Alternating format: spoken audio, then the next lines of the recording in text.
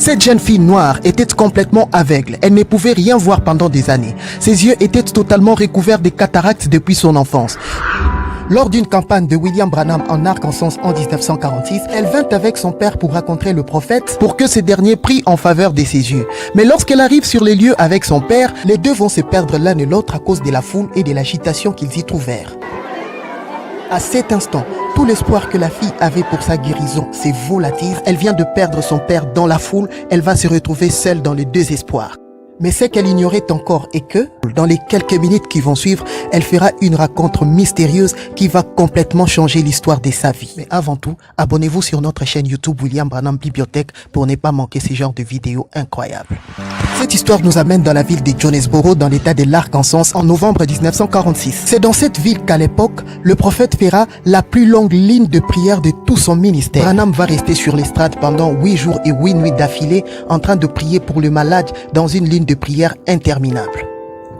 L'auditorium était toujours archi-comble. Plus ou moins 20 000 personnes s'y rassemblaient chaque soirée, au point qu'il n'y avait plus de place à l'intérieur du bâtiment. Le dernier jour de ces réunions, cette jeune fille en provenance de la ville de Memphis arriva par bus devant l'auditorium de ces réunions en compagnie de son père. Mais lorsque les deux vont descendre de leur bus, ils se sont rendus directement compte qu'il leur serait difficile d'accéder dans l'auditorium et d'avoir une carte de prière. Ajouté à cette réalité, le père et la fille vont se perdre au milieu de cette foule dans l'agitation. Tout espoir de guérison pour cette jeune fille va se volatiliser à cet instant, car elle venait de perdre la seule personne qui pouvait l'aider et la conduire auprès de William Branham.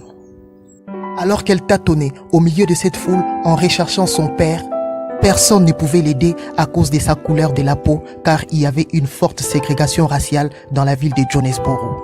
En ces moments-là, quelque chose va jouer en faveur du destin de la jeune fille.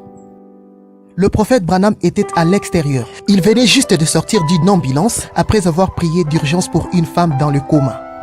Alors que le prophète s'est faufilé discrètement au milieu de cette foule pour regagner l'intérieur de l'auditorium, par bonheur, la jeune fille vint se heurter contre lui. La fille s'excusa et dit à Branham qu'elle était une aveugle et qu'elle venait de perdre son papa au milieu de la foule, la seule personne qui pouvait lui conduire jusqu'au guérisseur. Branham, par curiosité, va demander à la jeune fille comment est-ce qu'elle avait entendu parler du guérisseur en question et de ce réunion.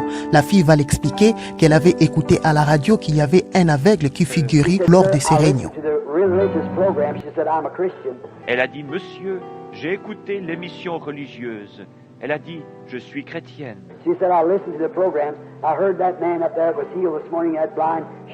J'ai écouté les émissions. Ce matin, j'ai entendu parler de cet homme là-bas qui a été guéri. La fille demanda d'abord à Branham s'il pouvait bien l'aider en la ramenant tout simplement dans le bus où elle pouvait retrouver son papa. Et par la suite, elle lui dit s'il pouvait peut-être lui amener vers ses guérisseurs, elle sera guérie et ainsi elle pourra retrouver son papa toute seule. Branham va lui dire qu'il pouvait bien être la personne qu'elle était en train de chercher. La fille lui dit « Êtes-vous ces guérisseurs en question ?» Comme cela. J'ai dit, peut-être que je suis celui que vous cherchez. Elle a dit, me saisissant par le revers du veston, elle a dit, est-ce vous le guérisseur? J'ai répondu, non sœur, mais je suis frère Branham. Elle a dit, ayez pitié. Pour la guérison de cette jeune fille aveugle, Branham va rappeler à Dieu que cette jeune fille, étant une noire, elle était une descendance de Simon de Cyrène qu'il avait aidé un jour à transporter sa croix. En posant mes mains sur ses yeux,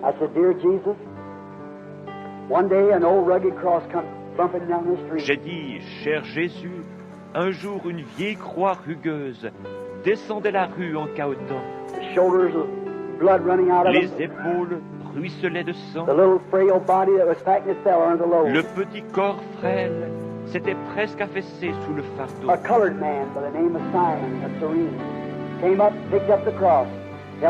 Un homme de couleur du nom de Simon de Cyrène s'approcha et prit la croix, l'aida à la porter.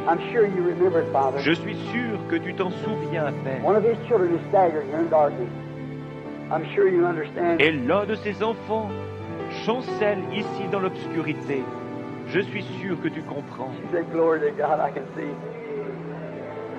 Elle a dit, gloire à Dieu, je peux voir.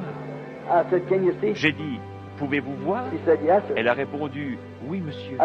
De la même façon que Simon de Cyrène avait aidé Jésus à transporter sa croix, Branham rappela à Dieu d'avoir pitié de cette jeune fille noire aveugle et de la redonner la vie puisqu'elle était une descendance de Simon de Cyrène.